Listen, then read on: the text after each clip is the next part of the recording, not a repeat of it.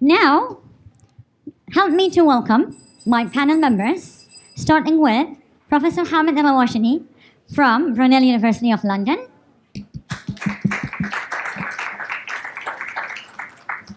Dr. Iffat Sabir from Ain University, and Dr. Miriam A from American University of Bahrain, and of course our cute doctor, Dr. Tasnim Abdel-Aty from, well, forgive me, but from Milano, Italy. And my colleague, Dr. Nawaf Al Ghanem, academic consultant, Bahrain. Of course, we have been talking and hearing discussion this morning about Industry 5, okay? And we've been talking about, considering the human interaction with the use of technology and to which extent that we could start changing and adapting, things, whether it is at the normal life or at the teaching life or in the curricula, to consider to which extent we could integrate Industry 5. However, discussing Industry 5, we always talk about sustainability skills, and we talk about skills in relation to, adaptability, use of technology, and so on. But what we forget all the time is, and Dr. Maria will like that, is the emotional part, okay?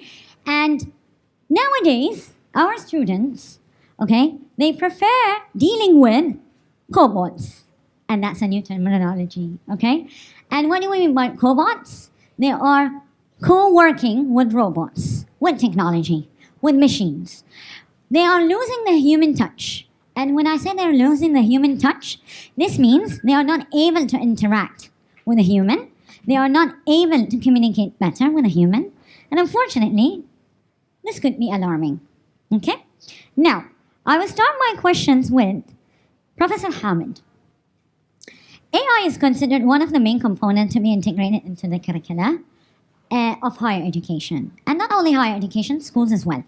So from engineering background, how can AI be integrated with making sure that there is enough human-centered AI? Right. Assalamu alaikum. Let me tell you, in my research group, we do 6G, we do IoT, and we do security. Now, all those topics, we use AI. And sometimes we add something which is called quantum. Now, AI should help the user, the human being. It will help him in making a decision, not stop him. Without the human, AI is nothing. And you need to understand, there are so many things, and one of the things we face sometimes, students, they use AI to bring you a presentation, certain kind of new information. However, this is a big problem, because if the student will not understand, then AI will not help him. And sometimes when we say examine the student face to face, we will not give him a high mark. Why? Because the human being should be the most important thing, and AI will help him. Thank you. Thank you very much. Then to you, Dr. Iffat. This morning or this afternoon, we heard Mr. Hassan from AACSB talking about co-creating with industry and talking about how can we validate our graduate attributes through assurance of learning and so on. So from a business school background, how can you tell us, how can you validate the graduates that they are fit for purpose and they are suitable for Industry 5 competencies, not only in relation to technology, but also in relation to soft skills? And do you think that it's time that we revamp our way of program delivery, or there is something new that we need to focus on? Lot of questions. So, starting off first, if the graduates, they have those certain competencies which make them a fit for Industry 5.0 or not. I guess today the keynote speakers, they did an amazing job because they already shared what Industry 5.0 is. And it is such a relief that we have stopped talking about Industry 4.0, where we were only focusing on automation and robots and human beings are not there in the picture and scaring everyone like anything. Like, this is my husband's job, that every evening for 20 minutes, he talks about this, that how everything is going to end in some time. So alhamdulillah, now we have moved on towards Industry 5.0, which puts human being back in the center. And now we talk about, yes, disruptive technology, but at the same point in time, sustainability, and same point in time, being resilient, because the change, the rate of the change is so amazing that we have to catch up. So first thing is this, that we understand that what better things Industry 5.0 is offering to us. Having said that, moving on to your second question, that graduates, do they have the right set of competencies? So over here, we have to keep in mind that our complete focus on AI and just revolving around it, I guess we are not doing the justice. Over here, it is very important that we start talking about the ethical side. We start talking about the responsible decision making. At the end of the day, it's a human being who is taking the decisions. Well, there is part of literature which is saying that machines, they are taking the decisions on their own. Well, that technicians can tell better. But at the end of the day, I still believe that human being is the one who is leading the entire thing. So when we are preparing our graduates, it is absolutely important that we don't only prepare them towards being tech savvies, but at the same point in time, working towards sustainability, working towards the ethical leadership, which is such an important thing, and then moving on towards the interpersonal and soft skills. So I guess this is all what we should be looking forward to within our graduates. Now, third thing, are we preparing them enough, or what we are doing in the business school, is that correct? We keep assessing them on their memories. This is the discussion which I keep doing with my faculty of graduate program, and they are never happy on this because we tell them, try to get away from memory-based exams, and they are not happy. Professors never get happy because this was my chance to take a test and either fail you or give you A. That chance will be taken away from me. It doesn't make sense. But you have to get rid of that. You have to move one step ahead. And over here, the assessment should be what you can do out of the skills that you have. What kind of decisions you can make when you are on the leading position. How much responsible you are when you are looking and taking the decisions in the long term. Not only for today, that my organization is going to make the max and this is the profit that I'm going to get. You have to get on to the long term. Think about 20 years, 40 years, 100 years. We are sitting in GCC. Whenever we make the plans, it is based on 100 years. We don't want it to be short term. So I guess to encapsulate in the entire thing, we are more worried than we should be required by focusing only one aspect. So we have to bring sustainability and resilience in the equation, and this is what we have to offer. Thank you. Thank you. I totally agree. Part of Industry 5, key skills that has been required and being called by United Nations and UNESCO is adaptability, resilience, ethics, and much more. And we're really happy and proud to say that Ahlia University was one of those universities that integrated these skills at very early stages in 2020. So we are now not only measuring these skills, but also we're making sure that there is different type of assessment for these skills. Now, coming to Dr. Miriam, handling research and postgraduate program, you do deal with a lot of research components, whether it is at a dissertation level or a project level. So in your opinion, how can we overcome the main challenge of the ethical issues of use of AI? And how can we rethink as an institution to revise our policies and strategies to create that culture and mindset in our students, which will help them to use AI responsibly? All right, thank you so much. This is a very good question. Actually, you know, as an educator, I see many students confusing AI as the researcher rather than the research assistant it should be, right? AI can do many things in the research. And when it comes to, for example, they can help suggesting literature, they can even summarize text, they can suggest methodology, they can help with data analysis.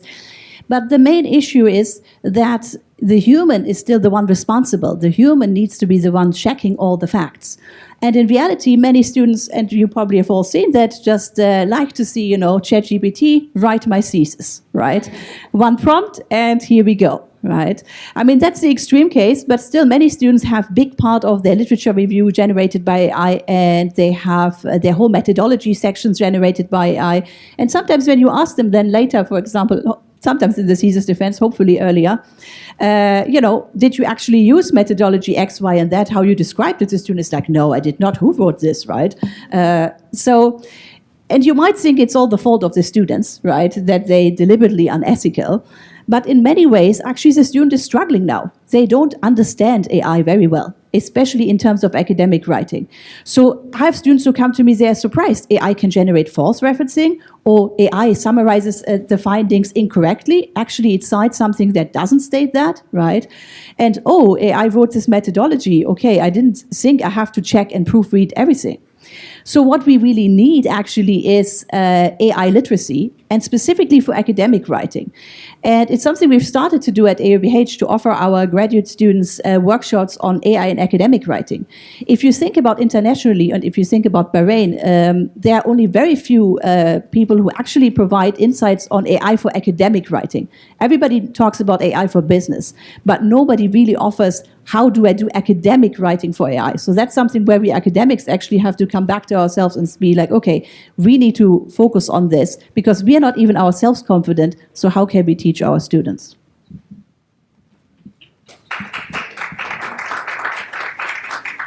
Thank you. I totally agree. I think what we need to do is create some sort of an awareness about what do we need actually and how can we use it. So considering like how, as an academic, how can they use AI effectively? That's how we can create that awareness for our students. Now, going to Dr. Tasnim. The younger generation, okay, and of course Generation Z, Generation Alpha, they have that tendency that they like flexibility. They like to do things at their own time, in their own environment, and actually they do it well, okay? So sometimes they don't want to go to a classroom, but they know how to study it. And sometimes they would prefer doing that project outside the classroom, and they will do it well. So actually, with the flexibility mode and the preference of virtual learning, do you think that we as higher education institution, we need to revamp the education system, or this will have an impact on the future generation?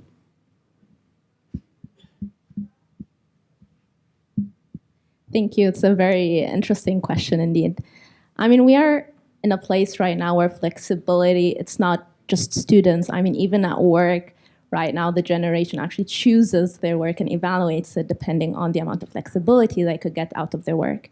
And so I don't really think the question is about flexibility versus no flexibility. It's more about how do we create systems, how do we create an educational system that offers this flexibility without any loss in skills. I think really flexibility, or let's say more a hybrid mode, offers huge advantages. We've seen that during the height of Corona in one of the classes I was part teaching. I mean, we had to completely revamp the way we were teaching the course. We had to offer new ways in order to follow the course, and so we did a hybrid method. We did students who could attend the classes in presence, physical, or there were students who could join online. We have invested a lot in digital tools, and so in learning platforms in ways so that we could even, instead of using the board, we could write on like a pad or a drawing pad, and so everyone could follow, everyone could even engage from home, and the results were astounding. I mean, there was an increase of about 15% grade average point in the results. And so there is huge potential in flexibility if the courses are designed better. A very important aspect is, of course, especially in engineering, the skills that you need the human touch for. And so we're talking about labs, we're talking about even in manufacturing. So going to manufacturing, seeing the factories, understanding factory layouts. Of course, with tools like VR and AR, we can kind of try to research and understand how to bring these skills into the courses. But I think the design of the course is the main point here. I actually agree. There have been a lot of studies, to be honest, when it comes to flexibility, that they're highlighting that the environment is one of the most important things for productivity and also productivity in terms of learning. So if the student is finding his own or her own environment more comfortable, whether it is from home, online, in a cafe, that might be, much more effective. But probably we need to rethink and redesign our curricula as higher education institution to give that percentage of flexibility. So, thank you very much. Dr. Nawaf, my question to you is about green thinking. And when we talk about green thinking, we talk about, how do we think and make decisions responsibly. So green thinking is the main important skills that guide creativity, innovation, and also sustainability. So what are the main projects from, industrial background that we as higher education institution could co-create, co-plan, consider as part of our curricula, set a strategy for, to equip our graduates in line with the market needs? Assalamu alaikum wa rahmatullahi wa barakatuh. Sorry for being late today for two events. We're developing a late syndrome, I think, so sorry for that. Let's start with the following. It remains a conundrum because do we teach our students or educate our educators about the importance of things like sustainability, green thinking, and to be honest, from the presentations I saw here, I saw that we are pretty much cutting a lot of ties between green thinking, sustainability, and promoting the way of thinking that the teaching institutions need to embed. So we are pretty much embedding sustainability, innovation, and this needs to be reflected into our students. Talking about that, we need to create to them a lot of complexity models, let them live in real-time projects such as decarbonization processes, the painful energy transition, which is basically the most important topic nowadays.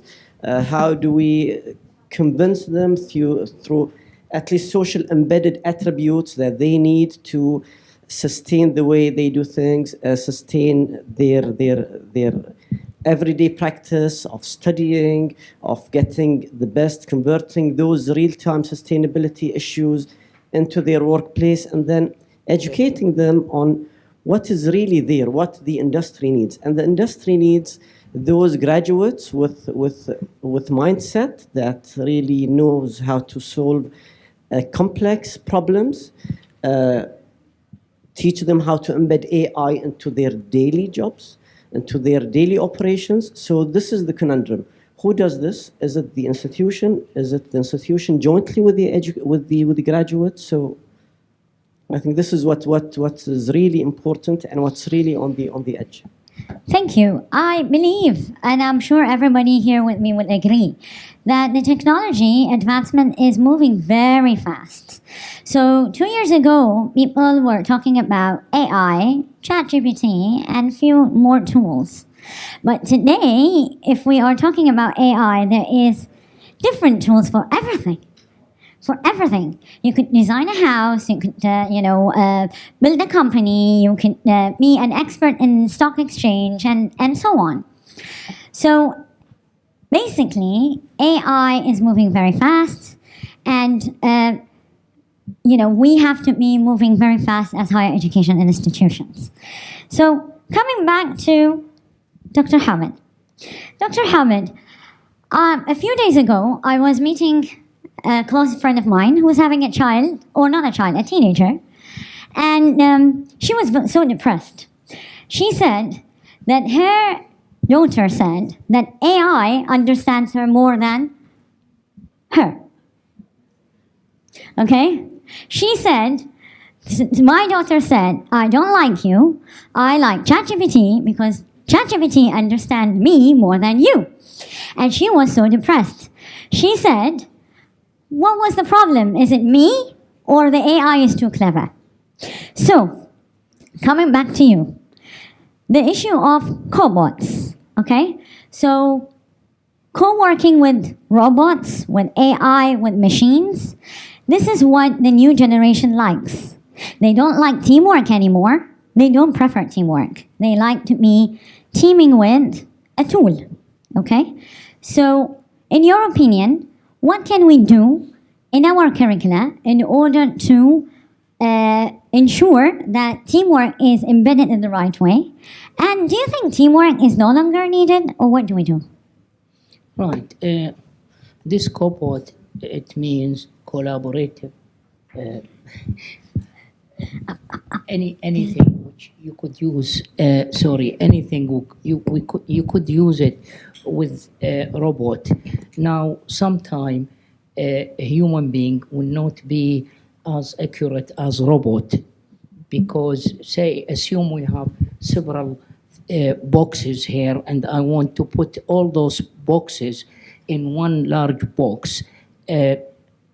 Robot will do it better than me, and robot will be able to have a higher accuracy than me. So it is a combination, as I said before, AI with the human being. Both of them you can't separate and use AI alone or separate, because now we have so many advanced AI, and AI will have several issues better than the human being. For example, the speed. I mean, just imagine if I will give you now, all of you, say 4 numbers, 1956 times 2958. It will take from you some time to give me the result. However, if I will be able to give you a calculator, then you will be able to give me the result as much as possible before the human being.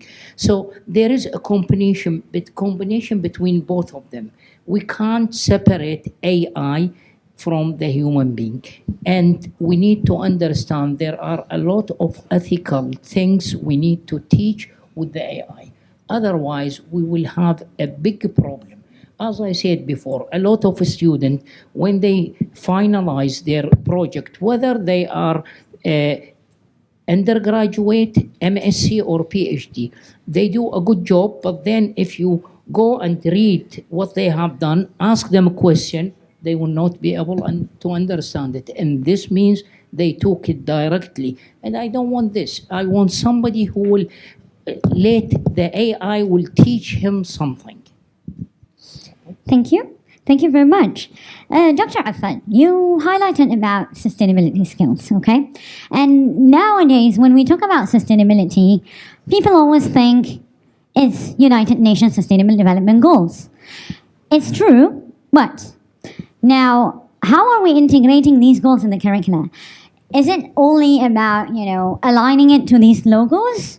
Or how can we really make sure that the integration is having a meaningful impact on the students and also leaving a real skill or a competency at the graduation level? Thank you, Esra. It's a beautiful question because this will give me an opportunity to share the story from Ain University. So I guess it was 2 years before when we decided that we are going to, we signed we became the signatory body of Prime in 2023, which was the year of sustainability in UAE. So as an initiative, we did that. We started working on that, but at a superficial level, well, because for us also sustainability was indeed 17 SDGs. So the first thing that we did was that we started aligning those SDGs with our curriculum in an implicit way because we had a feeling that this certain course is helping us to achieve certain SDGs. Alhamdulillah, at the beginning of this year, we started going further into detail and looking into each and every target which that SDG is having and having explicit addition of the content within each and every course of which is taken by the College of Business, so that student, whatever course, whatever program, whatever level or whatever year, is still learning something which is building the sustainability mindset of the student. One thing. Second thing, we always try to have an experiential learning kind of approach in our college. So we have a lot of community engagement and a lot of experiential learning activities. Everything has to be aligned with any one topic relevant to the sustainability. If it is not, I will never get the approval from the vice president because in Abu Dhabi campus, I have to follow vice president. He will never approve. No need for that. So the purpose of sharing this example is that when we talk about sustainability, it is such a generic term that everyone perceives it, interprets it in their own ways. Yes, there are certain bodies, there are certain foundations which are helping us to understand that better. So we have to move on. We should not stick only to one, but we have to move on and we have to understand what is actually the meaning and how we can have that kind of element within our curriculum so that our students, they are ready for the Industry 5.0. Because I guess this was the point from where we started earlier in the day, that automation is not the only thing on which we have to focus, but we have to go on and we have to make it human-centric. And I guess to have that element of humanity, you cannot move on without talking about sustainability and building the empathy and emotional understanding around it. So I guess it does answer the question that you are looking for. Thank you. Absolutely, it does. The issue is, just like, greenwashing in marketing, it could be setting up logos of SDGs in the curricula. It could be as well misled. And therefore, we really need to make sure that when we're talking about sustainability, it's not only about, aligning it to these logos, but looking at real projects that really have a clear measurable impact on the society and so on, that make sure that there is some sort of sustainability integration. Now, coming back to Dr. Miriam. Dr. Miriam, do you think the current research output is really creating a measurable impact when it comes to sustainability commitment, specifically when it comes to Industry 5? And do you think it's really doing justice, or it's just a matter of publishing research, getting citation, and we're not getting anything out of it? Yes, I mean, when it comes to sustainability, there is like so much research out there, right? Internationally, when it comes to green energy, waste management, recycling, clean technologies. And even in Bahrain, there's now a growing number of research. And even at AOBH now, we have many students who are interested in sustainability. Mm-hmm. But the issue is how to get it to really make an impact. And here for us, I think the challenge is to have collaborations with the industry. What we really would like is that, the industry tells us we're struggling with X, Y, Z, and we're going to be stepping in as researchers and we're going to help you. But we are facing like two main challenges with this. So first, from the industry side, for example, we have many master students and now also the new DBA students that soon will be starting that are wanting to do research based on their own companies, but companies are concerned about providing data. And data is a key factor to really improving the situation. You need to understand the situation, and companies are reluctant and a little bit scared to provide externals actually insights into their data. But that is what would be needed to really make an impactful study. So if you manage to overcome this and you actually manage to get the data and you have the collaboration, then actually you have, on the other hand, you have the problem that, well, the researchers, on the other hand, they're going to be measured by the universities, as Dr. Esra said, by how many publications do I get, what's my citations.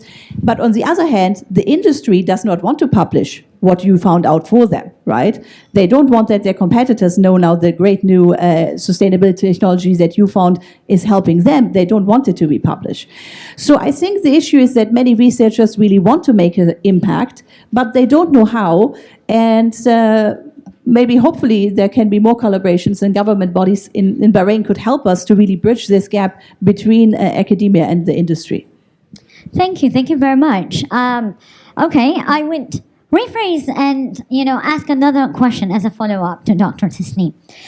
Dr. Tasnim, I mean, do you think that our understanding of creating an impact for sustainability is absolutely out of context, that we need to revise, we need to reconsider, or we need to establish a new definition for the current situation?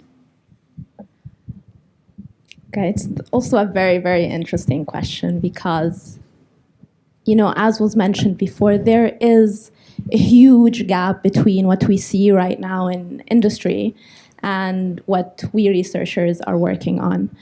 I mean, try going to a company, especially a manufacturing company, and talking to them about circular economy. They would have no idea what that is, and they would have no idea how to implement that into their factory floors. So there is a huge gap.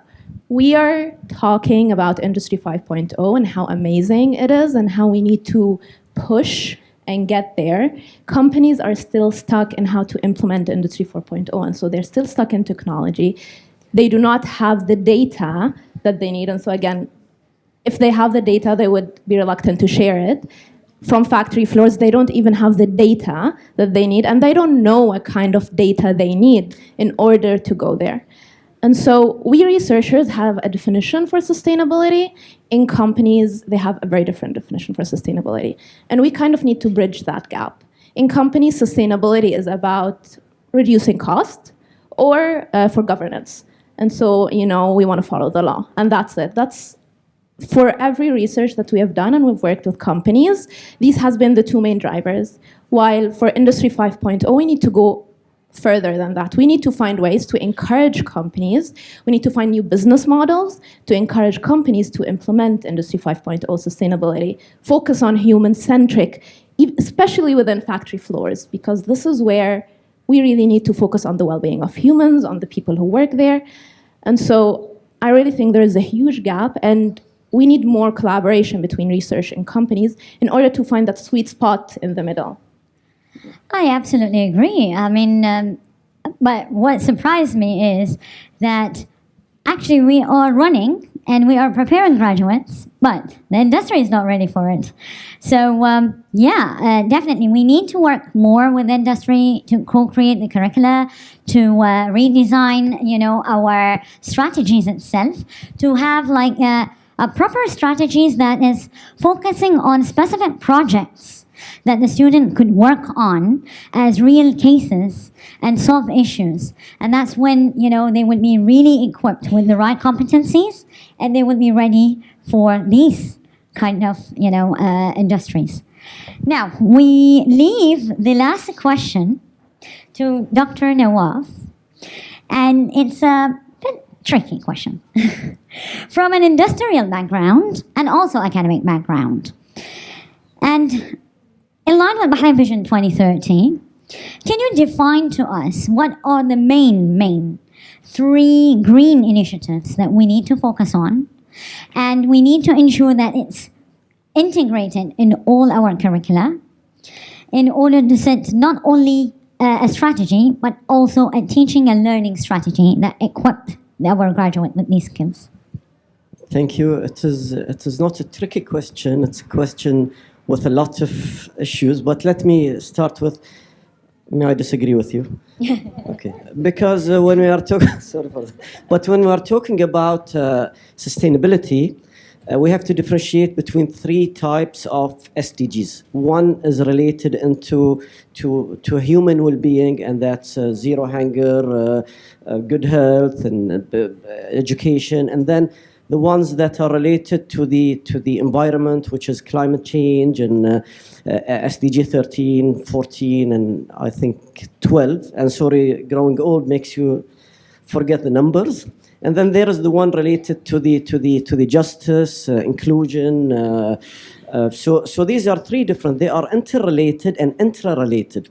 So when we come to the, and I will frame them as attributes and skills that we need to embed in the curriculums and universities and even schools, is that we need to find the social embeddedness of sustainability in our societies. And that's there in the global south, global north, and the western part. It differs from society to society, but then it's there. We need to start looking into our sustainability practices that we do and align them with SDGs.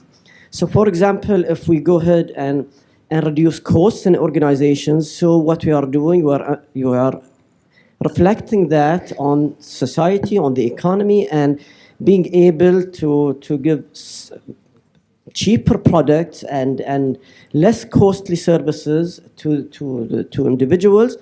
So going with that, the most three important initiatives, not only in Bahrain, and when we talk about Vision 2030, it's a Vision 2030 within the Middle East, all of it.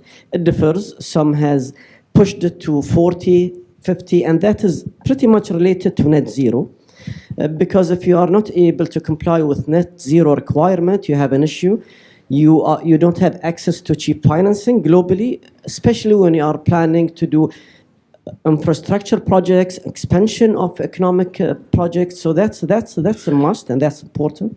Secondly, the implementation of AI into practices, organizations, the daily practice of people. Number three, the transformation, and we are talking about organizational transformation, organization transition towards a more sustainable economy, society, and individual way of handling things. The fourth would be a collaboration of all. We are living in a very complex world.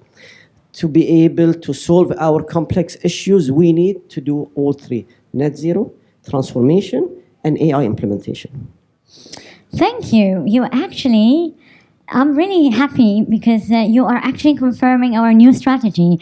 I mean, Dr. Amwan and I, we've been working on new initiatives, and these three are part of the strategy. And absolutely, transformation, AI, and net zero. So thank you very much. I would like to end our session here now. However, I really would like to give a very, very strong applaud to our panel members. And thank them very much for their presence with us today.